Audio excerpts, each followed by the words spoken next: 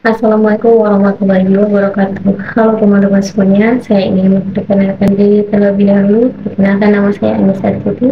Saya lahir di Bima dan sekarang sedang menempuh pendidikan di Mataram, tepatnya di Universitas Muhammadiyah Mataram.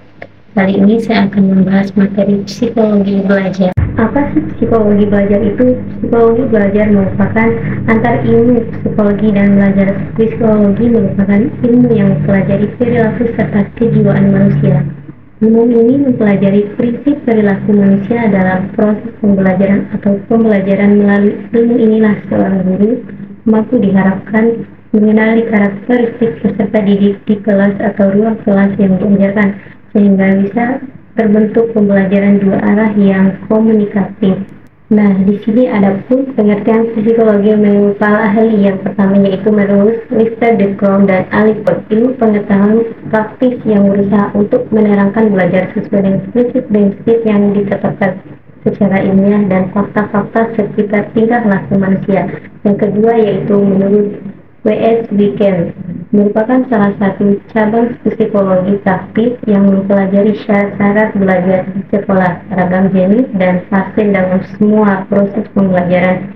Yang ketiga yaitu James Dalford, yaitu cabang dari psikologi terapan yang berkenaan dengan penempatan asas-asas penemuan psikologi problema pendidikan dengan dalam bidang pendidikan belajar itu sendiri. Nah, adapun manfaat dari psikologi belajar yang kita bahas pada hari ini yaitu peserta didik akan mendapatkan bimbingan yang tepat sesuai dengan permasalahan yang dihadapinya. Yang kedua, guru bisa menganalisir kendala pembelajaran dengan mengoptimalkan proses pembelajaran peserta didik. Yang ketiga yaitu peserta didik akan mendapatkan pembelajaran sesuai dengan karakter dan kondisi psikologinya. Yang selanjutnya yaitu guru bisa mengatur tempat untuk melalui proses atau mengajar peserta didik tersebut. Guru bisa mengoptimalkan pembelajaran di kelas dengan mempertimbangkan aspek psikologi peserta didik. Nah, dari beberapa manfaat tersebut menunjukkan pentingnya psikologi belajar untuk guru yang mendapat pada kualitas akademik peserta didiknya. Tujuan adanya psikologi belajar ialah sebagai peningkatan pemahaman tentang perilaku serta potensi peserta didik. Yang kedua yaitu membentuk suasana belajar yang kondusif. Yang ketiga, membantu peserta didik dalam menyelesaikan kesulitannya. Yang keempat yaitu meningkatkan pemahaman terhadap prinsip pembelajaran. Yang kelima yaitu mengevaluasi perilaku peserta didik dalam pembelajaran. Yang keenam yaitu membentuk lingkungan belajar yang edukatif dan efektif. Nah, yang terakhir yaitu menyediakan serta memberikan informasi yang dibutuhkan dalam proses pembelajaran. Nah, materi selanjutnya yaitu tentang ruang lingkup psikologi belajar. Yang pertama yaitu belajar. Belajar yaitu meliputi hakikat belajar itu sendiri, teori belajar, prinsip utama belajar, macam-macam belajar, kegiatan belajar, faktor pengaruh pada belajar, perubahan tingkah laku sebagai hasil belajar, teknik belajar secara efektif, dan sebagainya. Yang kedua yaitu proses pembelajaran. Ruang lingkup proses pembelajaran meliputi tahapan dalam proses pembelajaran, perubahan psikis selama belajar, perilaku belajar, kaitannya dengan pengalaman belajar, motivasi dalam proses pembelajaran, dan sebagainya. Nah, yang ketiga yaitu kondisi belajar. Ruang lingkup kondisi belajar meliputi keadaan lingkungan fisik, non-fisik, sosial, dan non-sosial. Psikologi ini terdiri dari beberapa jenis yaitu yang pertama psikologi klinis. Psikologi klinis merupakan ilmu psikologi yang fokus meneliti tentang karakter peserta didik di sekolah selama kegiatan belajar berlangsung. Dengan adanya ilmu ini, guru dapat mengidentifikasi mana peserta didik yang berpotensi mengganggu kegiatan pembelajaran.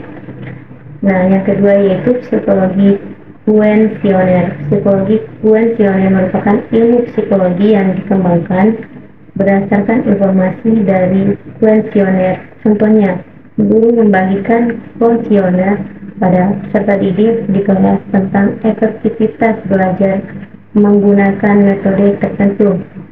Salah satu kelebihan metode Konseler ini adalah guru bisa mendapatkan banyak data dan waktu tidak terlalu lama. Yang ketiga yaitu psikologi eksperimen. Psikologi eksperimen yaitu psikologi yang dikembangkan dari hasil eksperimen atau pengamatan pada jangka waktu tertentu. Data hasil eksperimen bisa dijadikan acuan oleh guru dalam mengidentifikasi setiap masalah peserta didiknya. Dengan demikian, guru bisa mengetahui kondisi psikologi peserta didik berdasarkan dengan konseler eksperimen ini membutuhkan waktu yang lebih lama. Yang keempat yaitu psikologi studi kasus. Psikologi studi kasus ini yaitu dikembangkan dari susunan pengalaman sejarah dan kisah peserta didik. Dengan adanya studi kasus, guru mampu menganalisis karakter peserta didik, kondisi lingkungan yang membentuk karakter tersebut. Misalnya kondisi keuangan keluarga, kondisi orang tua, dan sebagainya. Lalu, apa perbedaan psikologi belajar dan psikologi pendidikan?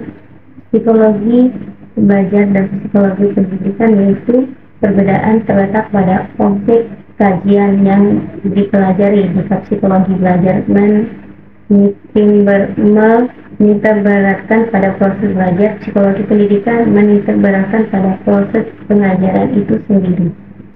Nah, itu saja penyampaian materi singkat dari saya tentang psikologi belajar. Lebih dan kurangnya saya mohon maaf. Terima kasih atas perhatiannya. Wabillahi taufiq wa hidayah. Wassalamualaikum warahmatullahi wabarakatuh.